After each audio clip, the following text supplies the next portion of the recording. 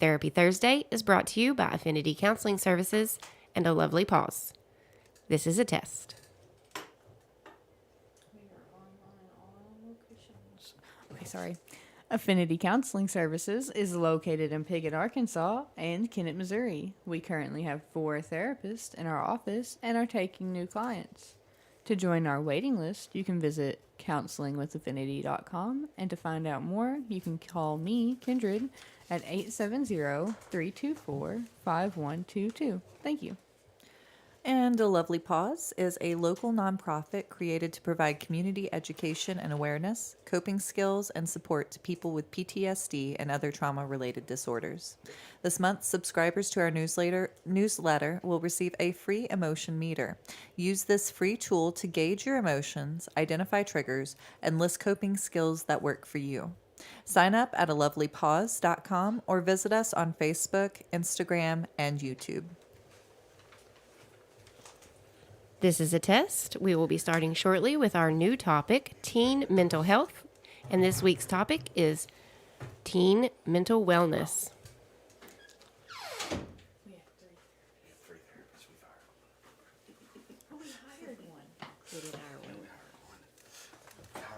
Subtract, add, net zero. I'm so confused. I'll explain the math later. Let's just get started.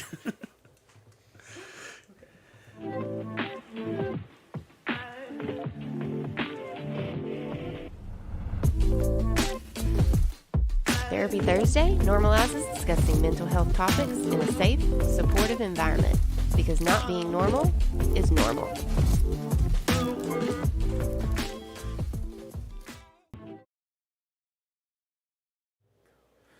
Welcome, everyone, to Therapy Thursday, our weekly installment here at Affinity Counseling Services, where we talk about different mental health topics from a personal and professional perspective. My name is Matthew Yount, lead therapist and president of Affinity Counseling. To my right, my wife, Andrea. Hi. Our vice president and president of the nonprofit A Lovely Pause. To my further right is Stacy, Howdy. our marketing director here at Affinity, and That always gets me. I can't help it. I always laugh. that's good. It's become a catchphrase almost. Like, I gotta say howdy, like, every time now. And vice president of A Lovely Pause. And behind the camera, as always, taking your comments, questions, and concerns on Facebook and on YouTube. Kindred, say hello. Hello. Our office director here at Affinity, and the secretary for A Lovely Pause. Yes, that's me. So we are getting into the topic of teen mental health. Is that what we're doing? Yes, teen mental health. Well, we have 3 teenagers, so we should have some experience with this. Yeah.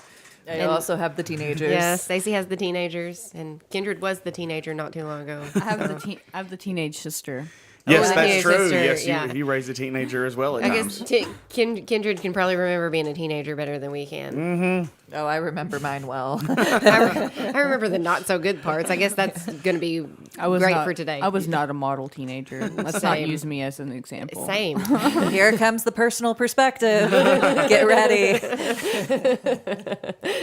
Yeah, so we decided to talk about this because, it's Teen Mental Health Month? Is that what it is? It is no Yesterday was Teen Mental Wellness Day. Yes. Oh, okay. And Tuesday was Self-Injury Awareness Day, and the 7th is Be Heard Day. So there's a lot of things going on that we felt could relate to To teen teens. mental health. Oh, okay. this So week- that was this the month. reason for this topic. Well, I've worked with teens on and off throughout my practice. I have 1 or 2 that I work with now. It's we've shifted mostly toward working with adults. Yeah. But the teenage years are incredibly important for mental health development because it's where you're starting to become more of an individual and your identity starts to shape more of who you are and you begin the self-actualizing process. Yeah, and a lot of times, early teenage years, adolescence, in those years is when a lot of mental disorders start to show. It is. And start to rear their heads. And so that combining of not knowing who you are and trying to figure out yourself and your emotions are already overboard with the mental disorders rearing their heads. It can be a difficult thing to maneuver. It is. Combine that with the biological brain development going on right then. So your frontal lobe, not fully developed. Exactly. Not till you're 25, right? Right. Yeah. Yeah. And that frontal lobe's where you do all of your processing, decision making, deciding if something's a good idea or a bad idea. Impulse control. Impulse control, not fully developed in teenage years. And you've got all those hormones Yeah. fluxing through your body, telling Yeah. you lots of things So that you- are not always the best decision making. Right. So they've places to already go got for it hard emotionally. And so then add mental health disorders on top of it. Personality disorders. Add those on top of it. And then they're going to start, rearing their ugly heads around this time. And it gets overwhelming for the person, the teenager, their parents, and everybody else that's within their lives. It can get very overwhelming. Well, yeah, you mentioned personality disorders, and that's one of the things that you can see signs of when Yeah. somebody's a teenager, but you can't officially diagnose. Oh, right. Because a lot of They can be teenagers, tendencies. they Yes. show tendencies of personality disorders anyway. That is true. It's That's a good thing to point out. it's been shown that people like males in high school are more likely to be popular if they show narcissistic personality tendencies. So it can be reinforced by the environment that you're in, Yeah. that the more narcissistic you act, the more people will find you to be likable, or even not likable but popular. Yeah. And isn't it interesting? So whenever I was in college, the psychology classes were always like my favorite ones. And I remember taking adolescent psychology, and they were talking about that transition that that kids make socially whenever they're going from being kiddos, and this is happening with River right now. So that shift that they make from being family oriented to being peer oriented. And so as they're forming those identities, like you were talking about, like they're shifting over into mirroring what Yeah. they're seeing within their peer groups. And so what is culturally acceptable or popular to be doing within that group that they're in? Well, for men or males, right? A lot of times it is more of those narcissistic tendencies. I can speak for being a teenager. Whenever I was growing up, a lot of times it was like being very focused on, what the guys thought of you, and like, presenting yourself a certain way to be like, likable in those fields. And like, depending on who they attach themselves to and are mirroring within those groups can really guide their path for a long time to come if they don't have a good, more seasoned advocate to like help guide them along that journey. Yeah, and so teenage time is, like we talked about or mentioned briefly, is a time where self-identity begins to occur. So what typically starts to happen at this time is the need to display some form of rebellion. Because rebellion is the way that you start to self-identify. It's the casting off of the ways that you've been taught and experimenting with ways that you haven't, because part of you wants to develop your own identity. So you start to try to push away from the things that you were taught because those were given to you by somebody else. So it's your testing of your own thoughts, values, limitations, boundaries, the things that you feel like you're trying to make you. That can cause direct conflict in certain relationships with parents or even school teachers or any type of authority figures, because old, tired authority figures just want you to follow the rules and do everything you're supposed to do and do it the good old way, because that was the way that for some reason was best, because that's the way I know, so that's the way I need you to do it. So it can automatically create a sense of conflict, but rebellion is necessary. You just want to, as a parent, you're trying to temper that rebellion. You try to keep them like between the ditches. Essentially, it's okay. I know you're going to do some things that are not good. I don't want you to do things though that are going to cause you to get yourself hurt, that you're going to regret later, that are going to put you in situations where you may harm somebody else, where you're going to step so outside of who you really are just to try to prove a point that it's going to do more damage to you in the long run. So the trick is, being a parent or an authority figure, is how do you allow teenagers to rebel within the boundaries that don't get them terribly hurt. But it's necessary for that. Like, all of our kids at some way or another have like rebelled at some point. Yeah. And when they do, it's a conversation with them afterwards. Like, what's leading you to this rebellion? What are you thinking? It's not just like, shut it down. Don't you ever do it again. Right. I'll ground you forever. I better not ever see you. It's more of a, yeah, you're going to get in trouble, but let's talk about what's going on here so we can try to understand from your perspective why you feel like this is important. Yes. Yeah, Because it helps give them that sense of individuality if you're including them in the conversation. And so it helps give them that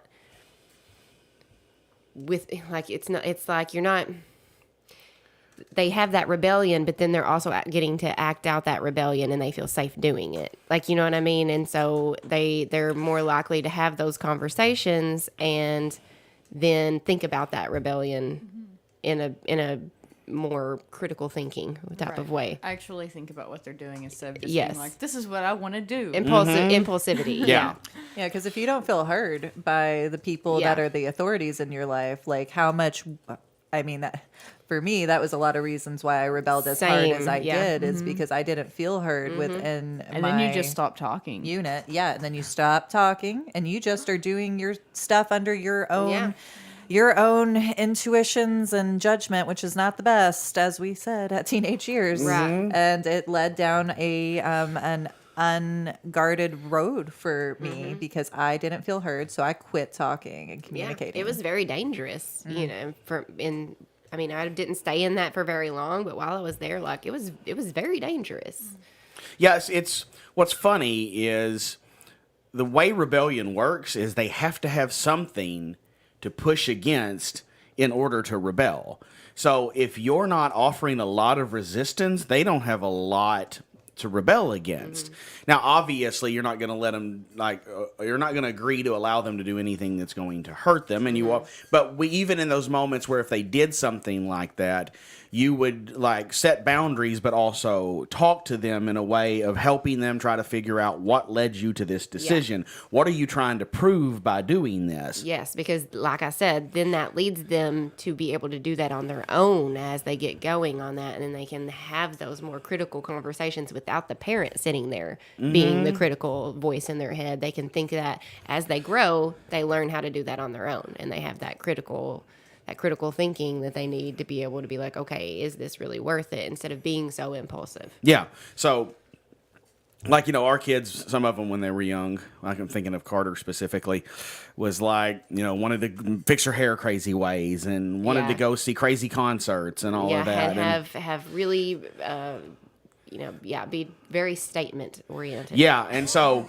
you know, we could have pushed back against that. Like, no, you know, people are going to think, and we would tell her, it's like, you can get your hair like that, but are you ready for the attention you're about to get from Or it? that it's going to kill your hair. That was my biggest Yeah. thing. I don't care, you know, I probably would have looked cute on her, but it would have killed her hair. And she was like 13, 14 years old. I was like, no, that's going to hurt your hair forever. Like, we'll do something, you know, that won't hurt your hair that bad. Right. The whole side of your head bleached you've got almost black hair. No. That's exactly what I was thinking. What was that musician? Piper really liked her too. Melanie Martinez. Melanie Martinez, yes. Yeah, she's like the personality disorder representative of the, especially like cluster B personality disorders. She represents that well. When we went to that concert, that's just, you could tell everybody there was somewhere in the spectrum of a cluster B personality disorder. Could you describe cluster B? Cluster B is like borderline personality disorder, narcissistic personality disorder, histrionic personality disorder. It's essentially like that. Well, for most of it, especially in females, it typically presents as like very gaudy, over the top, very dramatic, very high on the emotional scale. The big swings of the, you know, super excited to life sucks and no one loves me. It's that type of, and they have like tumultuous relationships, and it's all built. I mean, that sounds like being a teenage girl. Exactly. generally. That's why he That's said you why you can't, can't do diagnose it personality as a kid. disorders because there's But- so many tendencies. But take that and then take the extreme of that. So take what normal teenage girl experience and then go to the extreme of that, and that's typically like where someone like her fan base would fall. And that showed a lot around there. But those are young people just expressing themselves and trying to find who they are. And a lot of times, people that associate with like music like hers, and she was a good singer, interesting concert, but she identified a lot with like infancy and early childhood. And so you can tell it draws in the people a lot that have had psychological injury that occurred at that time, and they're resonating with the music that associates with their inner with child part of it. Yes. It's like a combination of teenager and inner child at the same time. And so it's this raging teenager who's using metaphor and analogy from like being an inner child. And then that's what these people that are more to that spectrum are drawn to. Oh yeah, she was lyrically really clever with a lot of her metaphors. Oh, for sure, yeah. Yeah, I really appreciated that about her music when Piper started liking her, because there was a lot of music that Piper was into at that time. I was like, meh. But that particular Melanie Martinez, I was like, oh, like she's lyrically sound. Good for her, like coming up with some clever analogies. And Yeah. stuff. So, when we would do that, we would be like, look, we would tell Carter, like, I don't really like the language that she uses and things like that, but you're going to hear worse in life.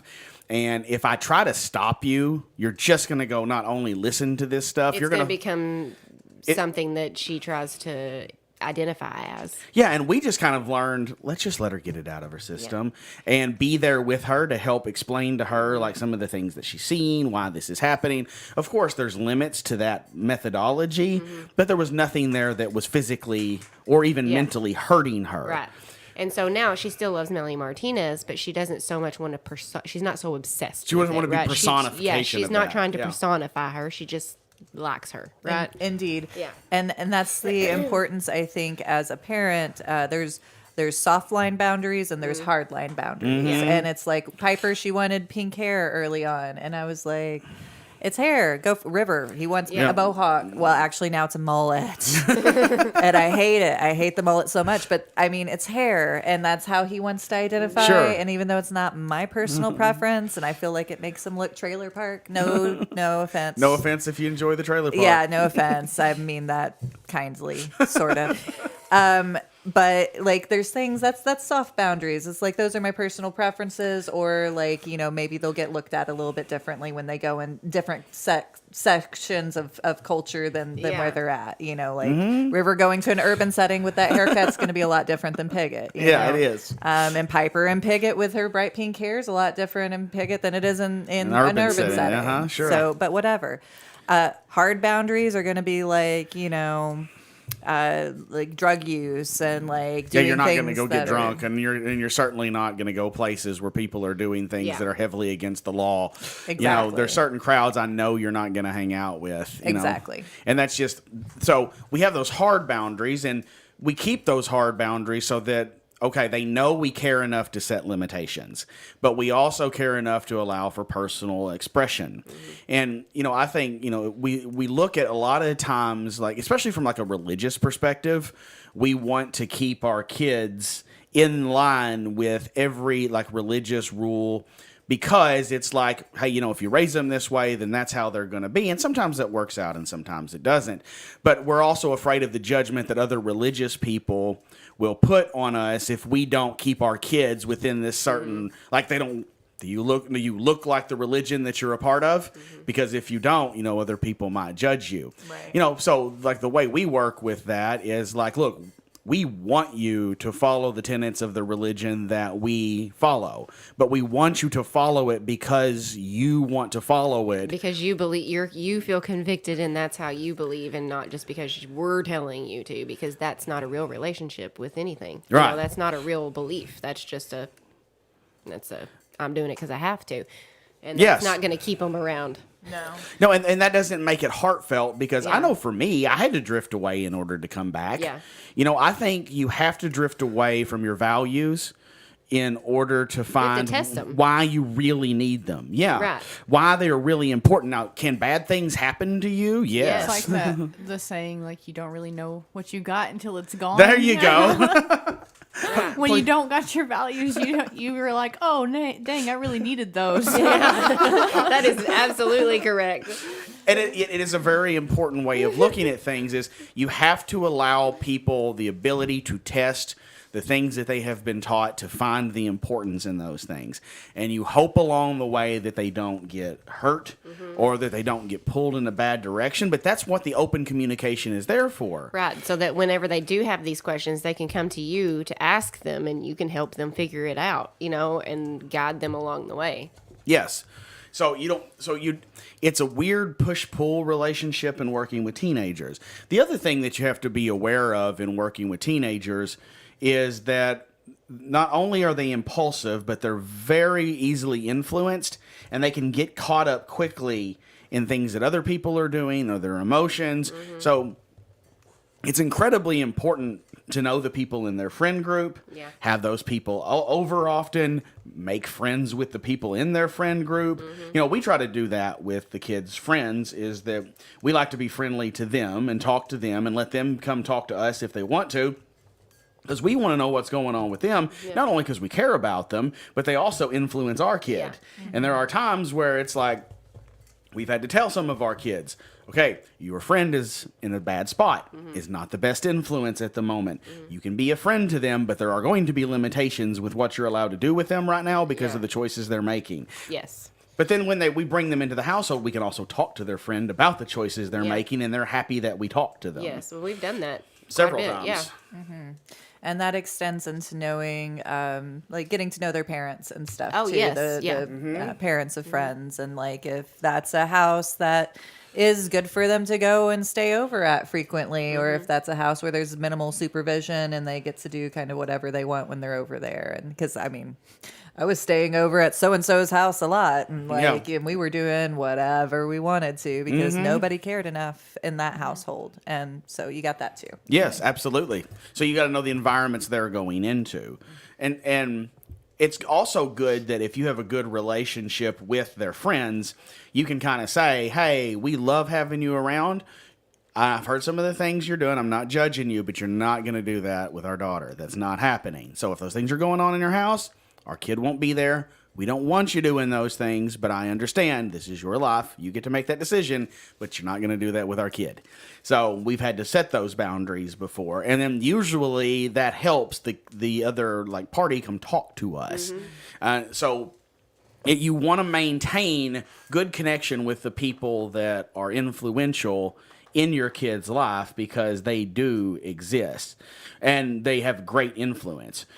We try to keep a loose grip on our kids. I think you try to do the same thing. Yeah, I think that's a better way than trying to keep a short leash, because when we try to keep a short leash, you're bound for rebellion. And as soon as that leash is off for a moment, they're going to go run wild about it. And I think we give them enough opportunity. Just like a dog. They are not different. If you I was keep about to it, say, your Matt used to dog- tell me that all the time. He's like, toddlers are not much different than dogs. I'm like, Keep oh, your please don't dog say on that. a leash all the time, Yeah. and you take it off the leash, it's going to be like, well, bye. Yeah, Like, sure. Yeah. would- Freedom. as soon as possible, and you're not going to see it for a couple hours. Yeah. You I sound mean, like if this you has do- happened before. If you do see it, it's chasing the We've cows met down the Moxie. field Okay, we've met her. and making the donkey mad, and she still runs away from it. Personal experience. Yeah.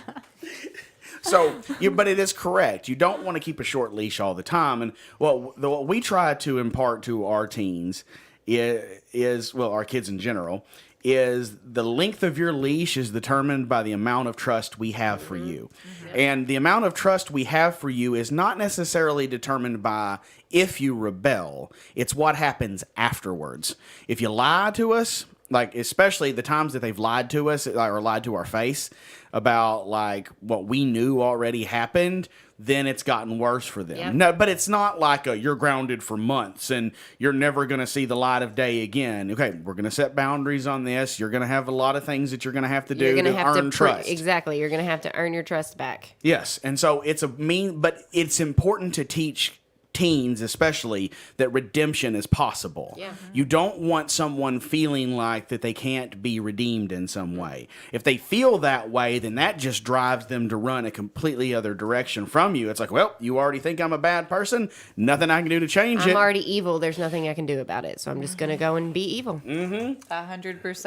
And I've had those thoughts before. I'm sure we all have at some point in our lives been like, I'm fine. I'm just evil. I'm just going to go be evil. Yeah. Well, I mean, that whole short leash thing, I was like, I'm going to get in trouble no matter what I do. So I'm going to go the Yep. extra mile right now because I don't care. But on that note, like we're training them at that stage to be adults. Yeah. They are young adults. We are trying to train them to take the training wheels off. And if we are constantly mitigating every single decision they make and like hovering over them like helicopter parents, Yep. they're not going to trust their own judgment to be Exactly. able to do that. Yeah, and so I think it's important when we talked about this, sometimes I think a lot of parents feel this. You feel parent guilt in the sense that, like, we should be doing more with them and we should Yeah. be involved in their lives more. And I do feel like that at times. But I also look at our kids and like they're emotionally well adjusted. They're mostly trustworthy. They can make some silly decisions, but even their silly decisions aren't the worst things in the world. They seem to be getting along well with their peers. They seem to mesh well with other people. So, and then they seem to have a good relationship with us and their siblings. Yeah. So we're trying to create kids that grow into adults that can be good leaders, self-sufficient, that can make their own way in the world and don't need somebody to hold their hand, but also who feel like they have a good sense of self and trust themselves. And have a good, solid foundation to come back to. Yes. People that they trust, that they know are going to be there and support them and that they can talk with, So yeah, and so in creating that, it means that we don't need to be there all the time. Right. Because if we're there all the time and we're a part of every experience that they have, they don't know how to have experiences separate from us. The older they get, the more we're just there to like guide, keep them alive and fed and give them the opportunity to have experiences. It's like we're plowing the field and fertilizing it, but it's up to you to grow. Yeah. And so we don't want to be sitting there all the time staring at the seed like, is it going to grow yet? Well, let me move this dirt right here. Let me do that right here. Right. And make it depend on us. It Yeah. needs that stress of the ability to push through itself and then grow on its own. That's creating empowering like feelings Yeah. within that young person Yes. by giving them that opportunity to be like, this ball's in your court. Like, yeah, you got everything you need. Like, I'm here to support you, but like, you also have to have that like capability to manage it without somebody being right there, like making sure you do what you need to do. And I think all of your kids like show all of those, capabilities, and my kids do a really good job too. Like, they're pretty independent people, and in good ways, and seem to be, knock on wood, making pretty good decisions, and that's I think a large part because we've had that kind of relationship Yeah. where like they have the space to grow, and I think that's helpful. Yeah, so throughout this whole series, we're going to be kind of like outlining different aspects Yeah. of this. So what are some of the things that people can expect from the series that we're doing here? Next week, we're going to talk about self-injury. And not necessarily because that is only a teenage thing, because it's definitely not. But it normally starts in It your happens teenage years, more in and those it's times. definitely occurs mostly as teenagers. So we will be talking about self-injury because there's a lot of myths and misunderstandings about that. So we will be talking about what that actually is, why people may do it, what the signs are, and how you can deal with that if you ever deal with that. And then, so March 1st was Self-Injury Awareness Day. That's already passed. Then the next week we'll be talking about talking to your teens. So how to communicate with your teens, which we talked about a little bit today, but we'll be going into a little bit more depth of that, like what the issues are when, because there are plenty of issues when you try to talk to your teen. So what are those issues and how can you get around those? And then the next week we will be talking about helping teens navigate trauma. And so I know we have a lot of teams who have experienced a lot of trauma in just our little county in the last few years. And so I've talked to parents before they're like, I know that they're sad. I know they're dealing with a lot of stuff, but I don't know how to actually help them deal with that. And so, and how to have those conversations. So, obviously we would always say, therapy is a really good option, but how can you as the parent also help talk to your teens when they've experienced something like that? And then our last week is teen depression and suicide, because we feel like that is something that's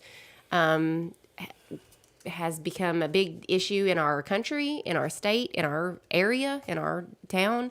So if I think we just thought that was a really good topic to talk about, and Yeah, so we'll end on that one, I think, because it can be so prevalent in teenagers due to Yes. their impulsivity Yes. and their lack of the ability to see the world past high school. yes, and so yeah, we'll talk about all what brings that on, how you can help, how the signs and stuff like that, and we'll go over that. Yeah. So if you're having trouble with a teenager, or maybe you're a teenager yourself and you need some type of counseling to help you like figure out how to navigate things, go to your parents and then talk to them about maybe getting therapy. We would be happy to help. You can reach out to us on our Facebook page, Affinity Counseling Services, AFFINITY. You can contact us at our Piggott, Arkansas office at 870-324-5122. You can contact us in Missouri for our Kennett location at 573-840-0440. Or you can sign up online at counselingwithaffinity.com. All right, well, we'll be back next week, and we'll jump into the topic regarding self-injury. So thank you for joining us, and we appreciate you being with us. Bye. Bye.